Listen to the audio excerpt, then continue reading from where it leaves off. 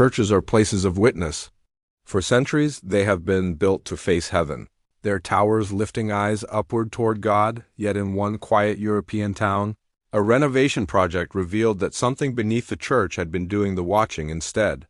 The discovery was not dramatic at first. Workers lifting worn stone tiles expected dust, soil, perhaps the remains of older foundations. Instead, they uncovered carved stone, smooth, pale, and unmistakably shaped like human eyes. Dozens of them. They were set into blocks laid beneath the floor, all oriented upward, staring toward the nave and altar above. None were broken. None were random. Every eye had been deliberately placed, aligned, and buried. No record explained who put them there, or why. A hidden layer of stone, the church itself, dated to the late medieval period, but the stone layer beneath it was older. Architectural analysis showed that the eye-bearing blocks predated the building by centuries.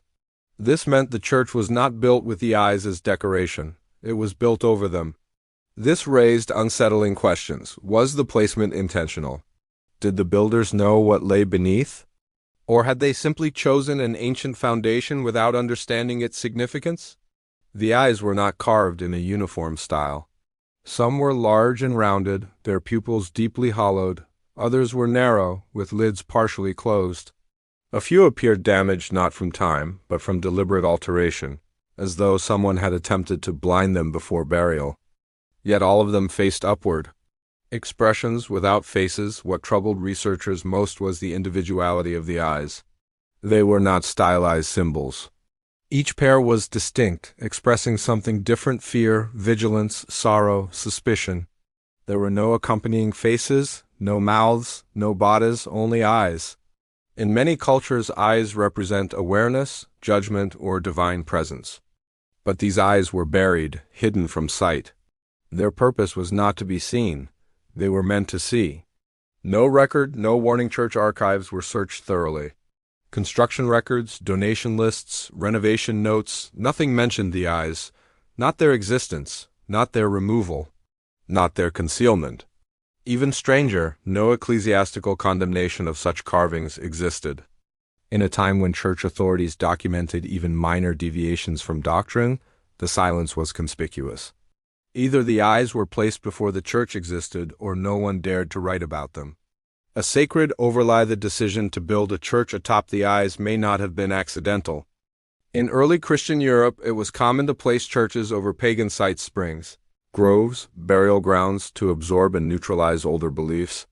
If the eyes belonged to a pre-Christian tradition, burying them beneath holy ground may have been an attempt at containment rather than destruction. Christianity did not always erase what came before. Sometimes it covered it. What were the eyes watching? One theory suggests the eyes represented the dead watchers placed to observe the living, perhaps to judge them. In some ancient traditions, the dead were believed to remain present, overseeing rituals and moral behavior. Another interpretation proposes the opposite, that the eyes were meant to watch the gods or those who claimed to speak for them. Positioned beneath the altar, they faced upward, as if scrutinizing sermons, confessions, and prayers. If so, the church was not merely a place of worship. It was a stage observed by something older. The orientation matters. Every eye faced the same direction, upward. None looked outward or sideways. This uniformity ruled out randomness and reinforced intention.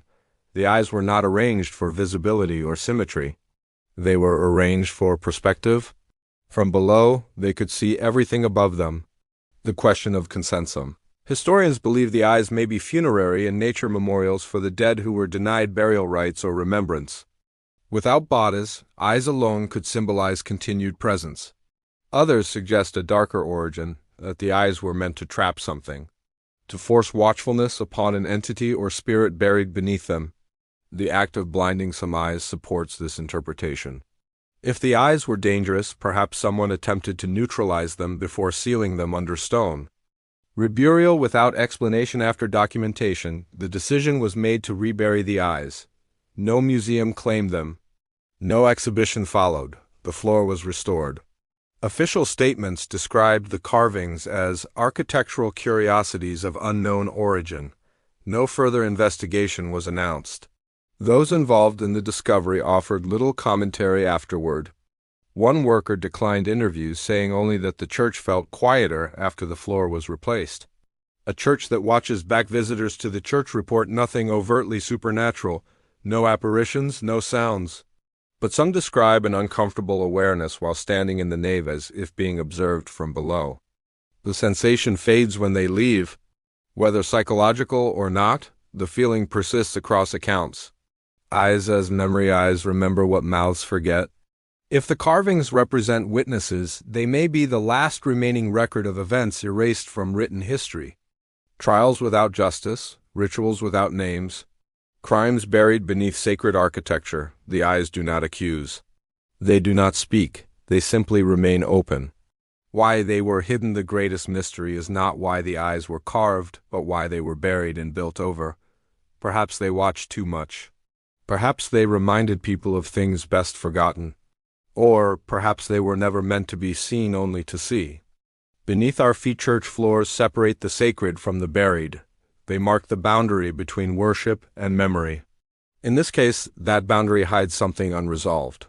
The eyes beneath the church floor do not demand belief. They offer no doctrine. They simply exist, staring upward through centuries of prayer, confession, and silence. Whatever placed them there wanted someone to watch. And whatever built the church above them wanted to make sure they stayed buried.